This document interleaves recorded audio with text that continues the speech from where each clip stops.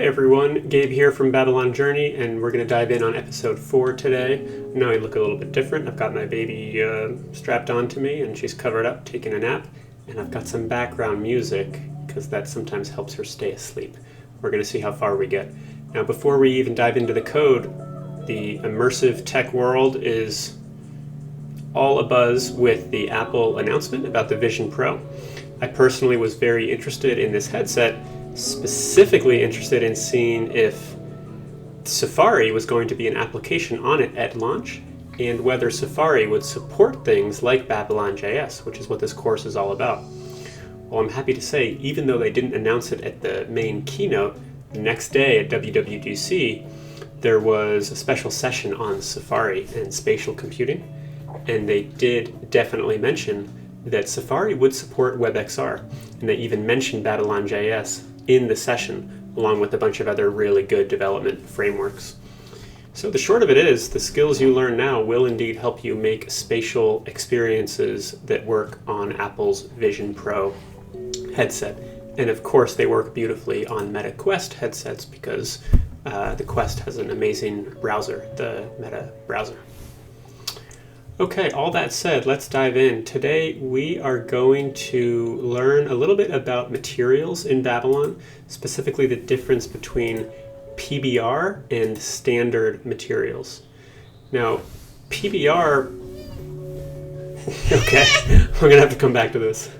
Okay, we are cautiously back. So there are going to be, as always, 2 code sandboxes for you. One, the starting project that just has a little bit of boilerplate in it, and then the final where you can see the final demo. They'll both be linked in the YouTube video description. Now for the boilerplate for this project, I've got my usual imports, where I import the classes I need from the Babylon library and the Babylon GUI library. I've got one env file for my skybox, and that's about it. And then I've done the basic setup of the things that we've done now in every video, grabbing our render canvas, making the engine, making the scene. I throw in a hemispheric light. I make a camera. This is the arc rotate camera, not the universal camera, so it'll rotate around a pivot point. And I run the render loop of the engine so that it actually renders the scene. And I've got this resize observable so that if you resize the browser window, the engine will resize as well. With all that out of the way, we're actually ready to get coding. You ready, baby? She's not ready for this. Okay, now the first thing I'd like to do is make my cube texture, and I'm going to make one called HDR texture equals cube texture, and we can create from, this is a method on the cube texture class, create from pre-filtered data, because this canyon.env file is a pre-filtered like HDR image. So we're going to say, we can just pass that right in actually, canyon, and then we also pass in the scene. Now with that created, we can actually set the environment texture on our scene. And the environment texture is basically, I mean, if you've got reflective materials in the scene, this is what will reflect. So setting this on the scene is going to be key because we're going to be using PBR materials later. And then we also want to create a skybox. We're going to do a create default skybox, which is one of the helper, kind of a helper function on the scene class. And we can just pass in scene.environment texture, now that it is the HDR texture. So I've made my cube texture using my file that's in the assets folder, by the way, and imported up here. I have set it to be the environment texture, and then I've made a skybox using the environment texture as well. Let's see what that looks like. Okay, there we go. So just a simple little skybox so far. Fair enough. Now, what I want us to get to is sort of comparing the Babylon standard material to the Babylon PBR material. So what I'm going to do is make 2 materials. I can get rid of this preview now. One material is going to be a PBR material. I'm going to call it PBR. And the PBR material is a class. So we can just say new PBR material. I've already imported it up above. We give this material a name, say PBR, and we put in the scene. Now, the PBR material has a bunch of properties that you just can't access in the standard material. And that's because PBR, physically based rendering, can use workflows and properties that just aren't accessible to the standard material. Things like how metallic it is or how rough it is. And in fact, these are the first two properties that I'd like us to mess with. We're going to do pbr.metallic equals 1 and pbr.roughness equals 0. What this is basically saying is, look, make this thing as metal-like as possible in terms of how it responds to light, and make it not rough at all. If something is fully rough, it's kind of like matte. It's like not reflective at all. It's like real solid, you know? Solid's the wrong word, but it's not reflective, and yeah, it's matte. Okay. Now, that's fine. I'd also like to, so that we can compare, let's make a standard material. We're going to say new standard material. We're going to give it a name, standard, and we're going to say scene. And the standard material, we're going to give it a color. And let's give it color3.green. The color3 class has helper functions on it to just, if you just want green or red or purple, then you can call this helper function. Instead of doing new color3 and passing in RGB variables, you can do color3.green. Pretty cool. And then I also want to set a reflection texture on it. Now, the reason we do this manually is because PBR materials will just use the scene's environment texture, but standard materials don't do that automatically. If you want standard materials to use it, you've got to explicitly set reflection texture. Now, in a lot of ways, a lot of what you see here is you're gonna think, wow, well, PBR is just a lot better. In some ways, that's true, but it has a cost because it takes more performance to render these PBR materials because their shaders are more sophisticated. They're interacting with light and reflections in a more sophisticated way than the standard material. So there are trade-offs. You should only use it if you need it, if you really need to achieve some of these fancy visual effects. Okay. Now, making the materials isn't going to show anything because the materials are not applied to any meshes. So when I refresh the preview, it's just the exact same. That's because all we've done is make materials. Let's make some meshes. Now, you've seen me do this before where I've made an empty array where I just stash some shapes, because sometimes later on I'll want to be able to loop through them all to modify them. I'm going to do that again. I'm going to make an empty array for the primitives, and then we're going to start making some stuff. So let's make a torus knot. Now, a torus knot is a real weird shape. It's like a contorted knot, but it's nice because it really showcases some of these metallic features when they come into play. So we're going to make a torus knot. It's not hard because Babylon has a helper function for this. Create torus knot, believe it or not. I'm going to give it a name, torus, and that's about it. I don't think we need to do anything fancy with with any of the options, and then we pass in the scene. Let's go ahead and make that, and then first let's see what the torus knot looks like so you can see how cool it is. And I think this can be a constant because we're not really going to mess with it. Now I should see like a torus knot at 0, 0, 0. There it is. There's a torus knot at the scene origin. Notice our arc rotate camera rotating around. All right, beautiful. Now let's, I'm going to put a few shapes in here. So I don't want them all to be at the origin point. So we're going to say torus.position equals new vector 3 for the x, y, z values. X side to side, y up and down, z forward and backwards. Simplification, but we're rolling with it. We're going to say -6 and 3. Bring it up a little bit. And they can all be the same on the z-axis.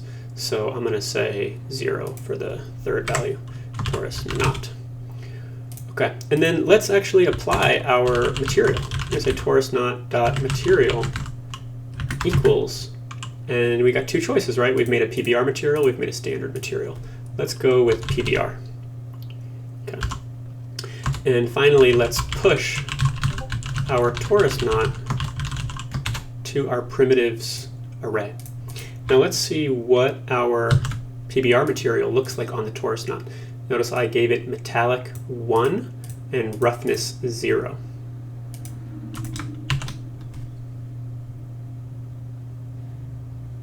Wow, there it is.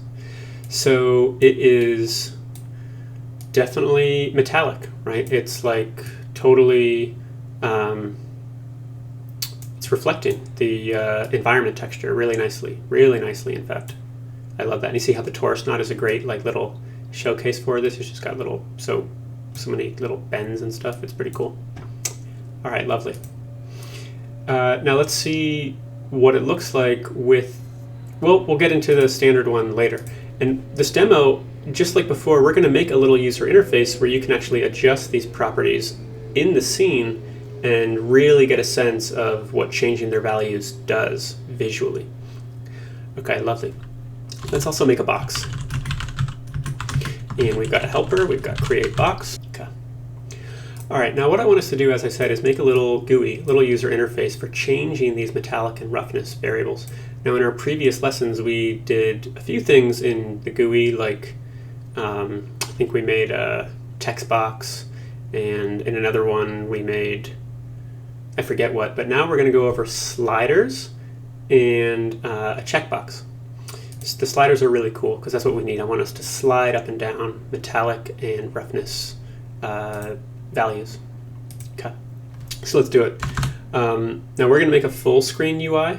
We're going to say const advanced texture equals advanced dynamic texture create full screen UI. Now in episode 2 of Babylon Journey, we went over create full screen UI, so loop back to that if you need to. And then in episode 3, we did create for mesh, which is what you use if you want to make a UI that's actually like linked to a mesh in the scene. But this is like going to be more of a full screen overlay, so we can create the full screen UI. And then let's make a panel. And the panel is going to be a stack panel, which if you remember is kind of like a container that you can add other controls to, and it will automatically flex its height or width based on what gets passed into it. So if you're making just like a kind of a row of different controls, this is what we want. We're going to have different sliders one after the other, so we want to put them in a stack panel. And let's say panel.width equals 220 pixels. Let's say panel, let's toss this UI on the right of our full screen panel. So we're going to say horizontal alignment equals control dot horizontal alignment right. And for the vertical alignment, let's say, let's center it vertically. Control dot vertical alignment center. Okay. And we've got to add this to our advanced texture. So we add the panel. Now other things that we add, we're going to add to the panel, which is already added to the main overall full screen UI. Okay. First off, let's see what that looks like, if anything. I don't think it actually looks like anything because it doesn't have a background. So I think we're just going to have the same visually looking thing here until we actually add controls. Yeah, nothing yet. That's fine. So let's add our first thing to it. Let's say, let's add a little header. So we say const header equals new text block. And for the text value of it, let's say material properties. Okay. And let's give it a height, 30 pixels. And let's give it color. Let's be the color of the text, I believe. And let's attach it to our panel. Add control header. We should see this now over in the, I expect it on the right and around the center. There it is, material properties. Lovely. So let's add some sliders. Okay. So we're going to make a few of these, and I don't want to repeat too much of the same code, so let's make one function that we can run a few times to create a few different sliders. That way we won't need to repeat all these properties of the slider. So make a function called addSlider, and it's going to accept a few arguments.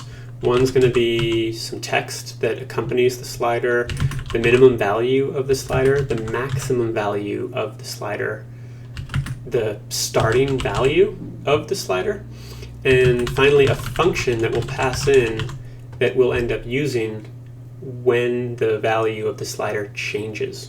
We're going to pass in a function. Okay? And what are we going to do with this information? Well, first we're going to make a bit of text block so the user knows what the slider actually does. Okay, so a new text block. And the text value can be what is actually like the text that first argument we pass into it. And we can also include the value. Let's say like the current value that it has. We can pass that in too. That's nice. Okay, and let's do panel.addControl text block. Okay. Now let's make the slider itself. This is a really cool class in the Babylon GUI, it's just slider. We can say new slider. You give it a minimum so that it knows like what the value should be when it's all the way to the left, and then the maximum is all the way to the right when you slide it. So we're going to do slider.minimum, but we're going to pass this in right to our kind of constructor functions. We can say min. Slider.maximum equals max. And slider.value equals the value that we pass in the constructor function. And slider.height equals, let's say, 20px. And then there's an observable on the slider. This is where you can put code that will execute when the value of the slider changes, when the user moves the slider around. And it is onValueChanged observable. And we're going to add something in here. And this is where that code will go. And the value itself is the argument. And now we want to run, remember we're actually going to be passing in the function that runs in this addSlider function. It's like a function being passed into another function, but we're doing it. We're going to run onValueChanged and pass in the value that is the newly updated value after the user changes it. Pretty sweet. And then let's also update the text block accompanying the slider. Okay, we say text plus the new value, and let's fix it to, we don't want it to be this awkward big decimal number for the user, so let's fix it to 2 like decimal places.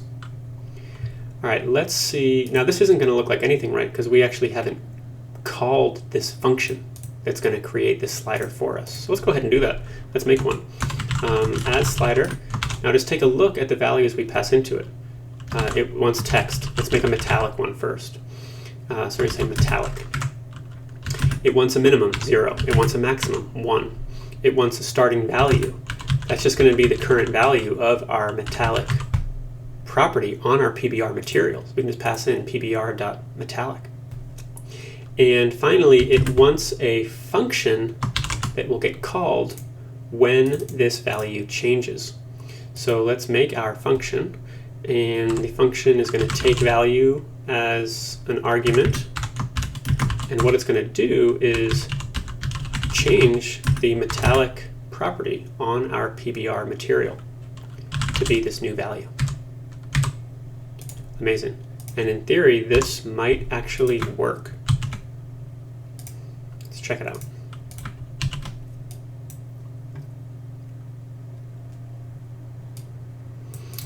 Okay, well, it didn't yet. Checking the console logs, Microsoft Edge is giving me a bunch of garbage. Great. No errors, so let's see what I've done wrong. I think I probably forgot to actually add the slider in our function that creates sliders for us. I just forgot to actually add the slider to the panel like a noob. Let's try this out. Kind of expecting to see a little slider now in our GUI. And I'm kind of expecting it to work. Okay, well, something's wrong with my text there, but here's our slider, and notice that when we drag it, our material changes. Amazing. Let me get rid of this ugly console. It's going from more metallic to less metallic. Incredible. I love it. Now, that's all good and fun. I do wonder why the text block didn't really work out. Maybe I should give it an explicit height. But then let's make another slider. And the beauty of this function we made means I don't need to write all this boilerplate again. I can just call our add slider function. Let's call it and make something a different slider. Now let's adjust that roughness property that I told you about. So this is going to be for the PBR.roughness. So the function we pass in that will run when the slider value changes, that's right here. Now we want to change the roughness, not the metallic. Let's see if that works.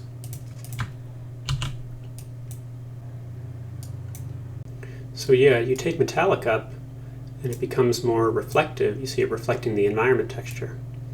Now if you take roughness up while metallic is up, you'll see these properties kind of combine. You're left with this kind of really nice matte, like soft solid texture, really cool looking. If you turn metallic down, it loses a little bit of that, but still looks really nice. This is just with roughness cranked up.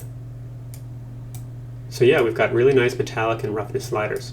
Now these are things that you can't do with the standard material, use these properties. Standard material is still really powerful, you can do a bit. So let's dive back and take this a little bit further. Okay, what I'd like to do now is add one other slider for alpha. This is how you can achieve transparent meshes, or meshes with part transparency. Notice again how easy it is for us to make another slider because we've got this builder function that builds sliders for us. We just got to pass in the right values. So we've got PBR.alpha and now the function that runs when the slider changes is going to be PBR.alpha equals the slider value.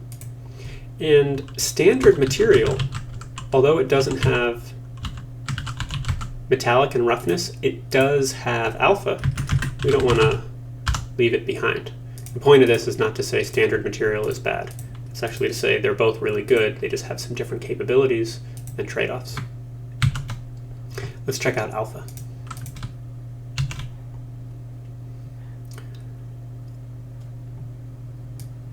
Check that out. So this is how you can achieve some really cool, like sort of glassy effects. I'm going to take metallic down and alpha down a little bit. It's got this nice transparency. With metallic, I think it even looks a little bit cooler. And there are lots of other, if you really want something that looks like glass, by the way, there's a whole episode I can do just on kind of glass and making glass look really glossy and cool. But this is a start with the alpha property. Okay. Now I want to be able to toggle between alpha and standard. Between PBR and standard, so that you can really see the difference there. So to do this, it's not a slider, it's actually just a checkbox. We're going to crank out a checkbox right now. So instead of new slider, it's new checkbox. And this is also just a GUI class from the Babylon GUI library. We're going to give it a width, and we're going to give it some padding up at the top so it's not just butting up right against the sliders. We're going to say padding top in pixels equals 50. We're going to give it a height, say 70 pixels. And let's start it off as is checked. This is one of the sort of properties on the checkbox class, is checked. It's a Boolean, true or false. So true at first. Let's give it a color. This is the color when it's like selected, when the checkbox is selected. We'll just say blue. It's not going to look great. It'll look okay. And then just like the slider has an observable for on value changed, so does checkbox, but this one is called on is checked changed observable.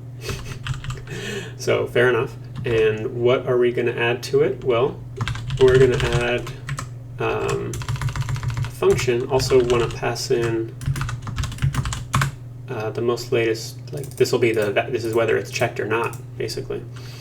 And we want to loop through all of our primitives. Remember, that's why I made that primitives array. And we're going to say for each primitive.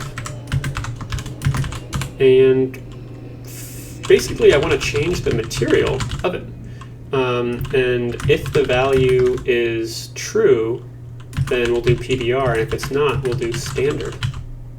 So this is a little ternary expression. If you need to look that up for JavaScript, ternary, this is just how we can really succinctly say, hey, if this value is true, then set the material to PBR, and if it's false, set it to standard. Okay. And just to help you know which one is currently selected, we'll grab a text block, which I guess we need to make, actually. So let's loop down. Well, first let's see if this is working fundamentally as letting us switch between the PBR and standard materials.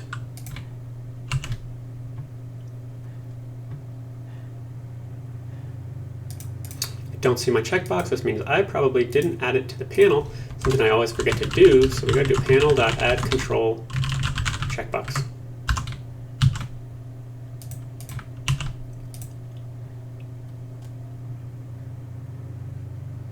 Okay, here it is. It's really wide. That's okay. But yeah, we no longer have access to that reflectivity. We no longer have access to the metallic and roughness flows and those properties. We do still have access to alpha, right? Standard material can do alpha. Now, why is my checkbox so goofy looking and wide? Probably because I didn't set the width of it. Well, 20 pixels, how about, instead of, remember, if you forget to, if you don't explicitly say pixels, it does it in percentage mode, which we don't want. Okay, here it is. So this lets us switch between the PBR material and the standard material that we made all the way up here. Remember, PBR, standard, PBR material, standard material. And so on the checkbox, looping through the primitives, and for each one we set the material to the PBR or the standard, depending on what the value is in this ternary. Now I want to show you another cool effect that you can do in PBR that you can't do in standard. And it has to do with color. And I want us to do some color animation and some tint on this PBR. So what I'm going to do in the PBR material, there's a property in this subsurface, this subsurface object. We're going to say is refraction enabled, set this to true. So again, when you want to do these kind of like complex things with refraction and translucency and subsurface scattering and sheen, all these kind of advanced like PBR properties, you need to be using the PBR material. And the one I want to use specifically is this tint color. And the tint color of a PBR material is kind of like the color right below the surface. It's really interesting. And for starters, let's just say, let's use green. Color3.green, this helper function to make a green color 3. And then we can set the index of refraction.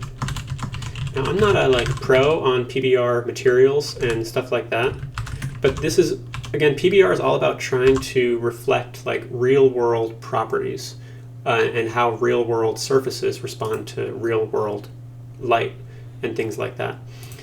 The index of refraction, like actual things in the real world have these, like water and glass. It's like they respond to light and reflections a little bit differently. And I think 1.5 is actually the index of refraction for glass. So just with changing this in our PBR material, that's cool, but then I want to show you what this looks like when it changes. So let's animate this. And I think it'll be pretty fun. Oh, got the baby chirping up, so hang on. Oh, she's okay. All right, lovely. Let's go down and make a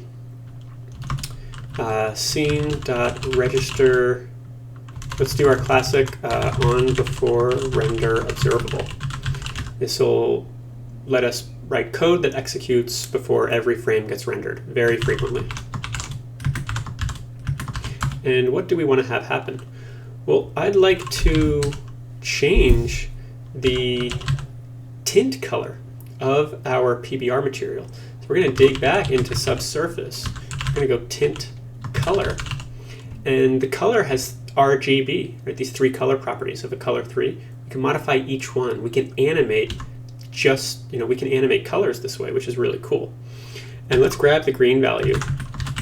And we're going to pass it through a sign function. And we need a little counter. And on this, we're going to do a, let's increment this A counter by, 0.005. Pass A into this sign function, which will always return a value between 0 and 1. It's just a way for us to get kind of a modulating, oscillating wave. Okay, and let's multiply it by 0.5. And then I found with a little bit of trial and error that if I added 0.5 to it, it resulted in good things.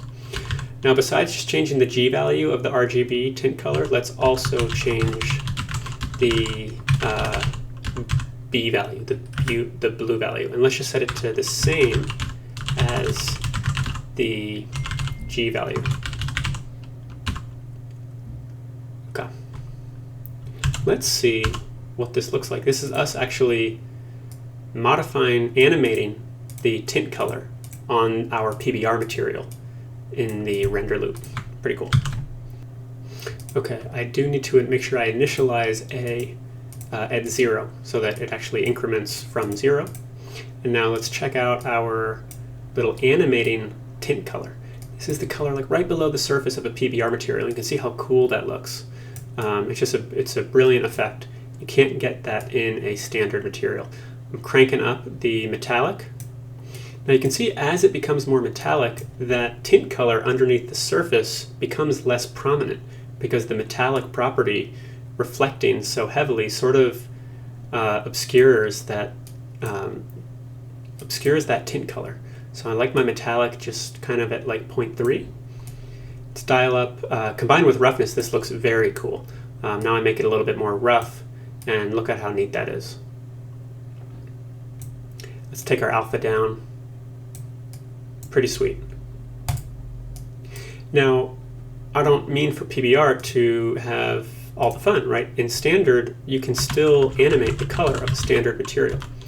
And let's say standard, that's the name of our standard material that we made before. Let's just change the diffuse color of it.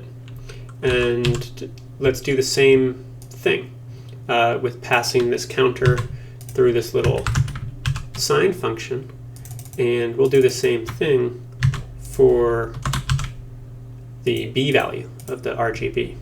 But we want to say standard.diffuse color instead of this PBR thing. And the point here is that a lot of what you need to do, you can still do with standard materials. In this case, like animating the color of it. Take a look. I'm back to standard material. It can animate color just fine, but this is animating the diffuse color, kind of like the overall, color of the material. It's not that subtle, like tint color that you have access to in PBR that gives you that kind of like subsurface tint color, which is really nice. See the difference there? Okay, lovely. That is pretty much it. We've made a little demo that shows off the difference between standard and PBR. I'll add a bit of text here in the final project so you can see which one you're actually looking at to help you remember. But the key is, in PBR you have access to these metallic and roughness properties. PBR materials can interact with light and environment textures in a more sophisticated way. You have access to a lot of things like that tint color, but they both have access to a lot like alpha and general color, and all those properties can be animated in a bunch of different ways. Okay, hope this was helpful for just a basic overview of the difference between PBR and standard materials in Babylon. See you next time.